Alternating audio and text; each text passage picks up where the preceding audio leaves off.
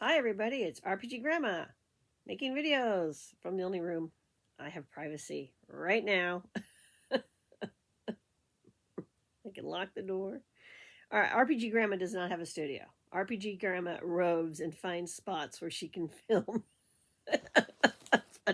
That's the reality. So, Star Frontiers. I know this is such a professional setup. Star Frontiers, Alpha Dawn. This is the box that started the Star Frontiers game. There were several modules put out, not a whole lot, but enough. There was another box set that was put out that deals with the space fleet rules. And then there was Zebulon's Guide, which departed from what Star Frontiers had done in the past. I actually don't own a copy of that. I have access to it in PDF form, but I don't have a copy of it anymore. I should see about replacing it. But so this box says what you got. In 1982, when I wandered into the store and said, "Ooh, TSR made a sci-fi game." Now I had Traveler, the first box. Nobody wanted to play with it. Kind of bombed. Um, I don't, I don't know why. Maybe it was people felt it was too complex or something. I have no idea. I was cool with it, but nobody else was. And we did do GURP Space for a while too. It might have been after something happened to Star Frontiers, got canceled, or maybe I don't remember. But I've got GURPS from that time period, so I'll have to go look.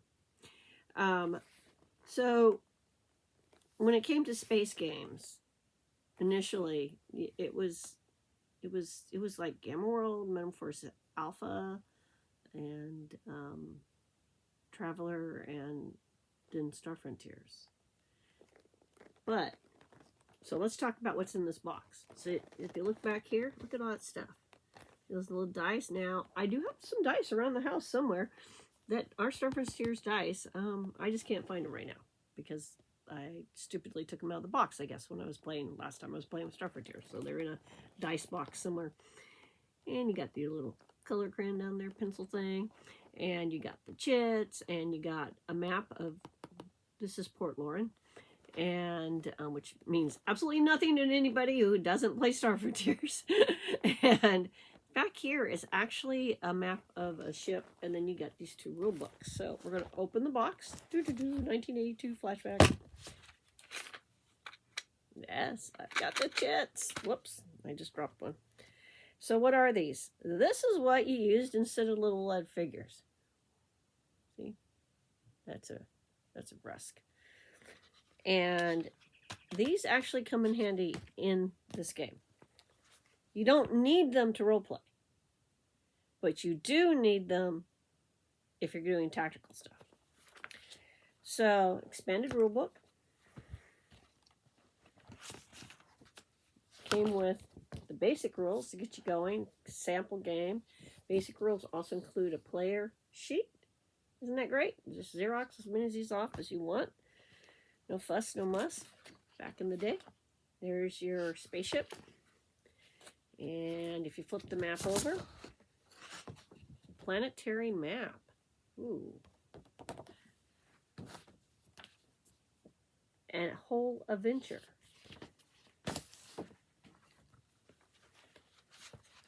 And here is Port Lauren.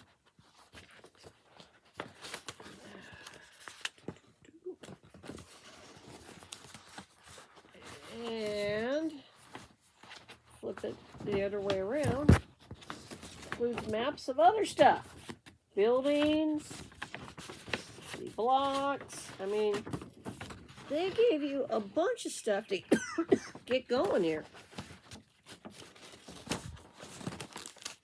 I have to say, it is probably my favorite starter kit box set that TSR ever put out, because I think it was just so full of goodies. And so we are going to, I'm going to do the series on how to play this game. But in the basic rule set, they give you pictures of stuff, basic tools. They give you an introduction. They talk about creating characters. They give you some rules to get you going. They make suggestions, you know, how to do things like card chase. You know, why you have to take tactics into consideration when you're playing a game. Cover. I mean, role-playing is great, but then there's the fact of how you're going to deal with actual physical sight lines, things like that. So this game goes into it. And they even got, I think they have like a little how to play. And if you use this how to play thing, you can actually use the how to play thing to be like your very first adventure for everybody to figure out the game. They give you the monster that they talk about in here. And you can, they give you some basic scenarios and basic setups to get you started as the game master and as the players. Which, you know, I mean, I have I have other box sets, but they actually put this together that way. And then they give you more information, tons more information, which we'll dive into, including how to make your own monsters. I mean, really, it was a great, great game. Now, there is a difference in the dice. So, modern dice, I have modern dice handy. So, we'll talk about that. I mean, they were 10-sided dice, obviously, because this is a percentile-based game. And which is different, you know, from D&D's, all of these dice. So you got 2 10-sided dice. Now today we get dice that have the 2-digit numbers on it. Back then you got 2 10-sided dice with the single digits on them, but they were different colors. And you just designated one the 10s and one the lowers. And then you just consistently played that. So like the purple dice would always be, say, the 10s. And the blue dice or the pink dice would always be the lower numbers. So when I played this game, I think the dice for this game were pink and blue, if I remember right.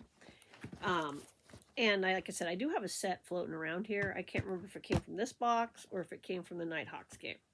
Now, they put out other games, expansion to this, and we'll get into that. That has the space rules and all that. And they put out some modules, and all that used similar enough rules that you were good. And then they put out... they did have some conflicting rules. And then they put out Zebulon's Guide.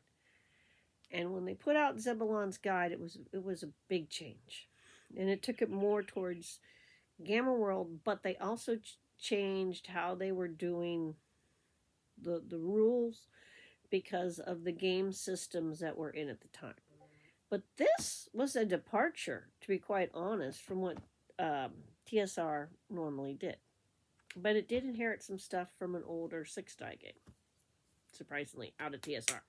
So we'll get into all that fun stuff, but we're going to start diving into Star Frontiers and why it's so cool. Anyway, bye, everybody.